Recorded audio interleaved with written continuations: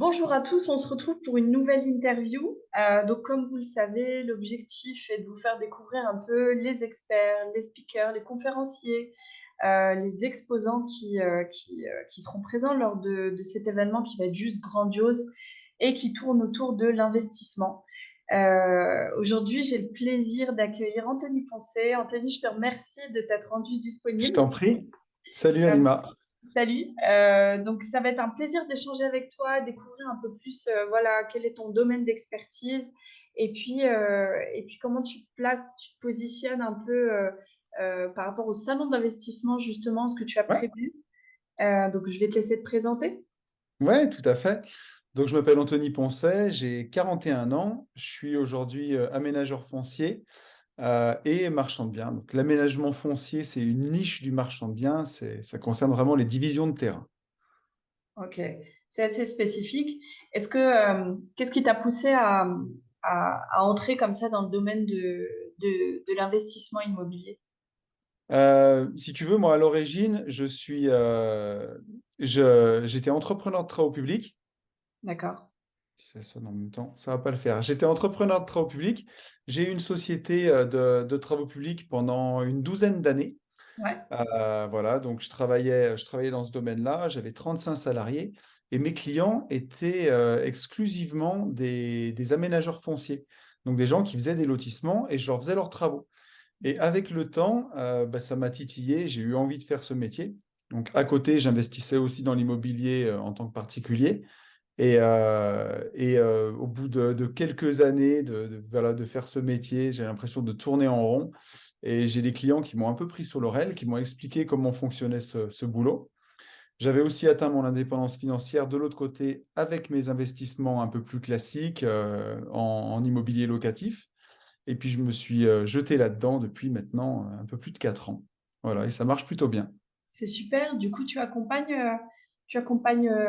des personnes qui souhaitent se former ou est-ce que tu es Oui, Ouais, ouais, ouais, on le fait aussi. La première année qu'on a créé la société, on a trouvé 3 opérations de lotissement qu'on a fait. Et le banquier nous a dit, bon, les gars, vous êtes gentils, ça en fait 3, c'est super, c'est génial, mais on va déjà faire ces 3-là, et puis ouais. on verra après. Et donc, on s'est retrouvés au repos forcé, on va dire, pendant quelques mois, le temps que nos opérations sortent de terre. Et on a décidé d'écrire un livre sur la division foncière, un livre qui s'appelle Riche de liberté, donc qui explique notre métier, qui explique ce qu'on fait. Ça nous a bien occupés. Et ensuite, on a terminé nos opérations, on en a fait d'autres. Il y a beaucoup de gens qui ont lu ce livre. Aujourd'hui, c'est un livre très niché, hein, mais on est à 2000 exemplaires, donc ça a C'est plutôt bien magnifique. fonctionné. Et il y a plein de gens qui sont venus nous demander bah, notre expertise, nos conseils. Donc, on a commencé par un petit peu de coaching en ligne sur des problématiques de lotissement un peu précises, Ouais. où voilà, on répondait à nos clients. Et puis derrière, on a créé pas mal de choses, une formation, un mastermind. Et aujourd'hui, on a accompagné presque une centaine d'investisseurs dans leurs projets de lotissement depuis qu'on a commencé. C'est génial, c'est super. Et est-ce que tu vois, depuis le début de cette interview, il y a un mot qui revient quand même assez souvent, c'est le mot liberté.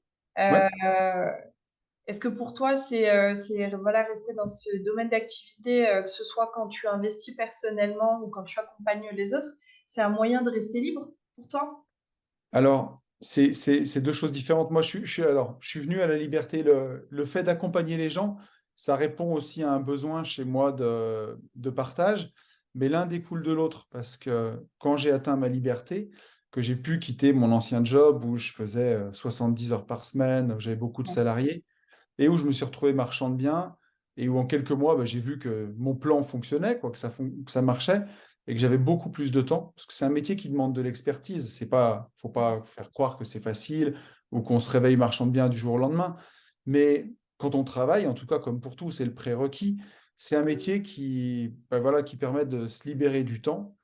Et donc la liberté, pour moi, elle est vraiment très importante. Et après, j'ai eu envie de partager cette liberté avec des gens autour de moi. Et ça répond aussi à un de mes besoins, une de mes valeurs, c'est d'aider les autres. Et puis, voilà, de pouvoir aussi tendre la main à ceux qui ont envie de bosser, qui ont envie voilà, de vivre cette indépendance comme ça. C'est génial. Tu vois, je suis admirative parce que c'est vrai que la plupart des personnes qui ont connu, entre guillemets, ce type de parcours, même si tous les parcours sont finalement un peu uniques, hein, il y a quand même des synergies, il y a des points communs, il y a des choses qu'on retrouve, des choses qui font écho. Et il y a souvent ce désir de transmission derrière. Donc, Ouais. je trouve ça vraiment génial. En parlant de transmission, quel va être ton rôle, puisque tu as un rôle clé quand même voilà, pour le salon de l'investissement, quel va être ton rôle? Qu'est-ce que tu attends de cet événement? Et puis surtout, qu'est-ce que les participants vont pouvoir trouver grâce à toi? Ouais, bah déjà, alors je remercie Thibaut de m'avoir invité parce que j'étais vraiment ravi d'intégrer le salon cette année. L'année dernière, je n'avais pas pu le faire. Je devais participer à un autre événement qui avait lieu en même temps et qui a été annulé pour les raisons qu'on connaît tous. Donc, malheureusement. Donc voilà, donc cette année, je suis vraiment, vraiment ravi. Je vais avoir une conférence sur la division foncière où je vais présenter un petit peu mon parcours de façon un peu plus détaillée, parce qu'il y a pas mal de choses à en tirer et nos premières opérations, comment on les a trouvées, comment on les a financées, pour inspirer les gens et montrer que voilà, quand on travaille et quand on cherche, on trouve de toute façon. Possible, ouais. Et donc ça sera pour la partie conférence. Et puis après, le dimanche, je vais animer un atelier autour de la division foncière. Donc s'il y a des gens qui ont leurs questions, qui veulent venir avec leur dossier de PLU sous le bras, pour prendre le temps de regarder tout ça. Ça, c'est super, ça, c'est génial. À mon avis, c'est pas tombé dans l'oreille d'un Non, sourd. non, je pense. Tu vas voir débouler plein de participants avec les Ouais, dossiers. il y a des chances. C'est fait pour, hein? Non, C'est mais c'est ça. génial.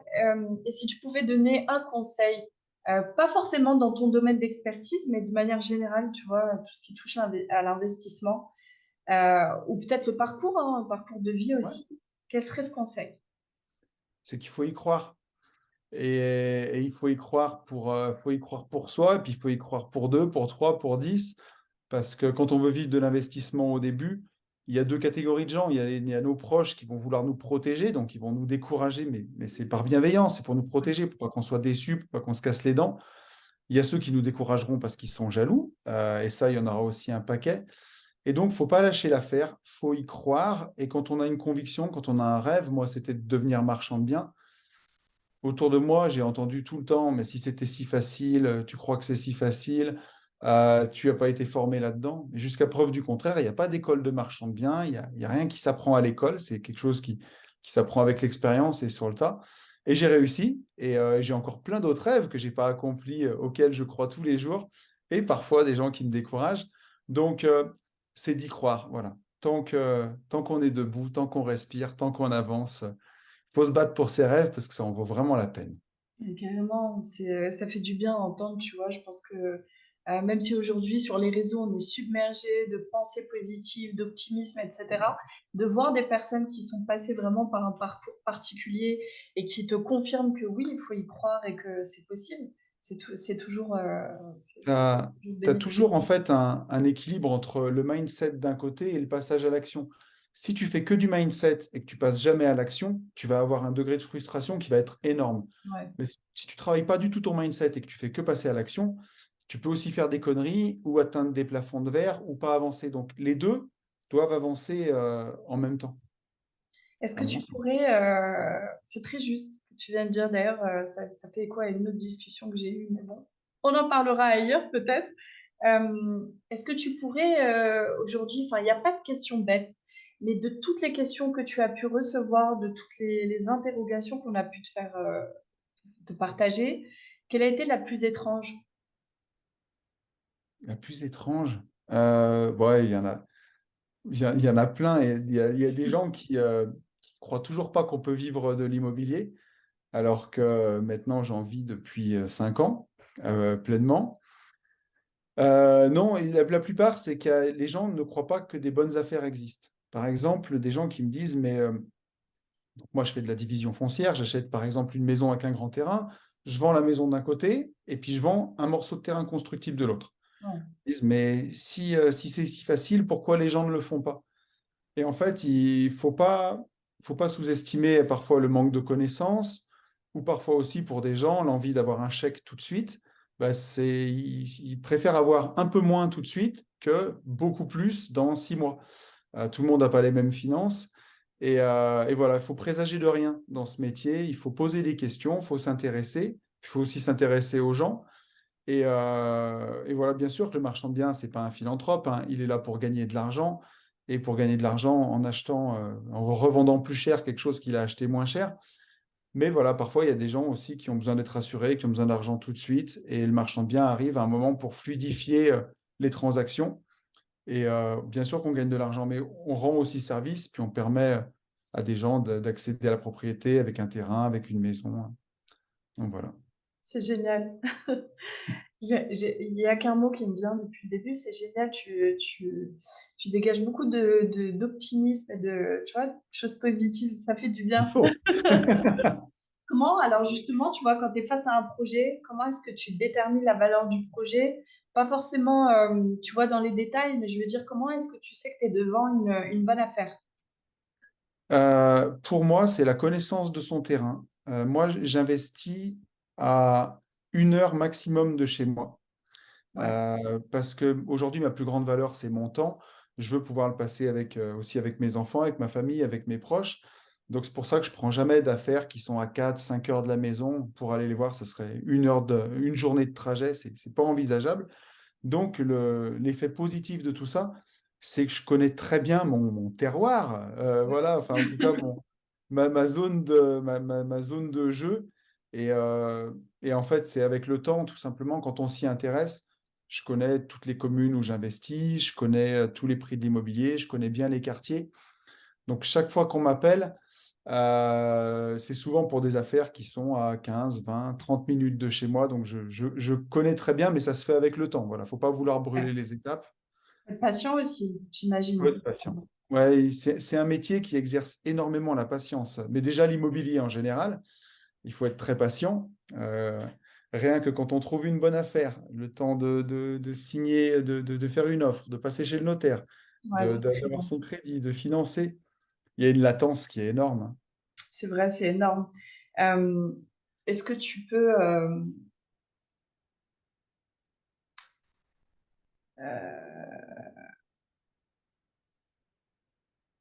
Je vais te poser une autre question. Bah, voilà, en parlant d'instinct et de...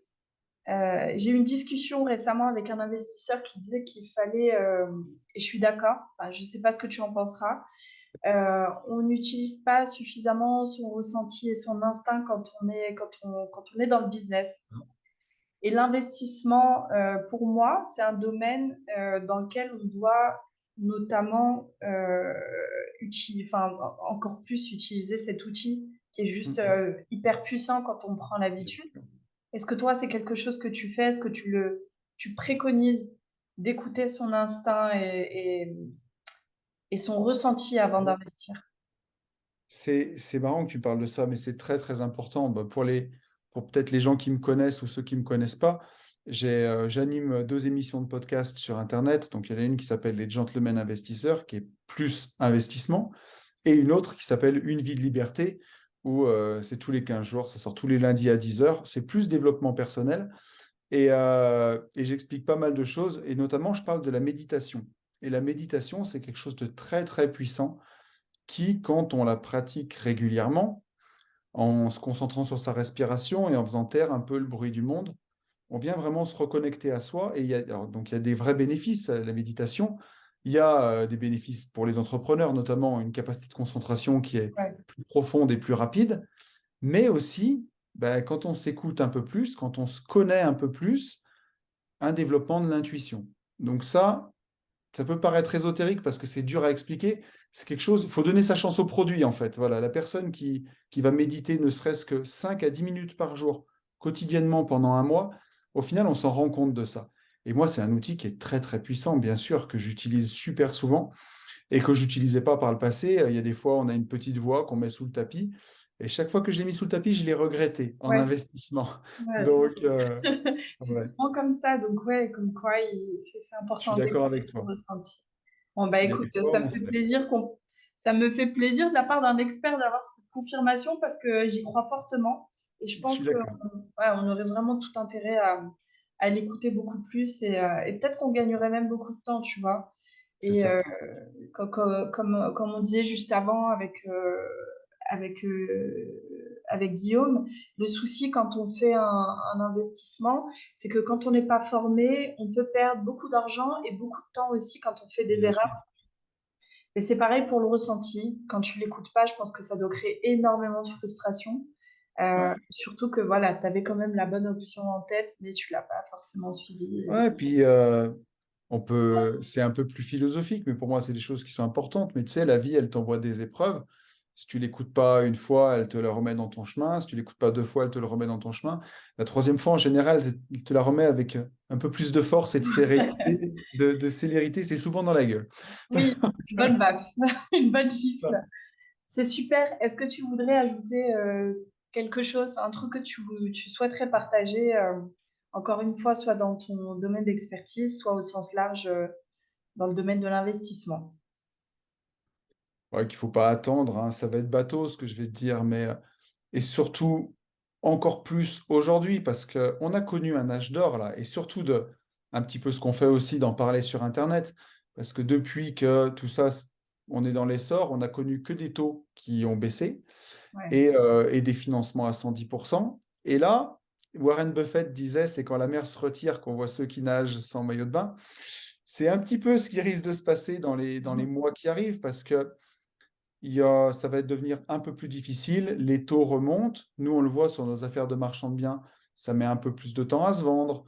Il faut être un peu plus au prix. Donc, ça ne veut pas dire qu'il n'y aura pas de la place, mais il y aura de la place que pour ceux qui le veulent vraiment, que pour ceux qui, voilà, qui font l'effort de se former, de travailler et d'aborder ça de façon sérieuse. Parce que bien sûr que l'indépendance financière, elle est possible, elle est réelle, puisque moi, c'est ce que je vis au quotidien. Mais c'est pas parce qu'elle est réelle et comment dire, qu'on peut en vivre et qu'on appelle ça revenu passif qu'il faut pas l'aborder avec beaucoup d'humilité, beaucoup de travail et surtout beaucoup de sérieux. Surtout si on veut en vivre sur le long terme, quoi. Je te remercie pour cet échange. Ça a été vraiment intéressant. J'ai appris beaucoup de choses. Et puis, et encore une fois, bah, tu dégages vraiment beaucoup de bonnes ondes. C'est hyper agréable. Je te souhaite plein de succès Merci à dans ce que toi. tu fais. J'ai vraiment hâte de te rencontrer du coup pour de vrai au Pareil. salon. Et puis, j'ai hâte de voir les participants arriver avec leur dossier aussi. Ça va être bien. Ça va être Ouais, ça va être super. top. Merci beaucoup. À Je très t'en vite. prie. Merci Alima, merci beaucoup. Merci. Ciao.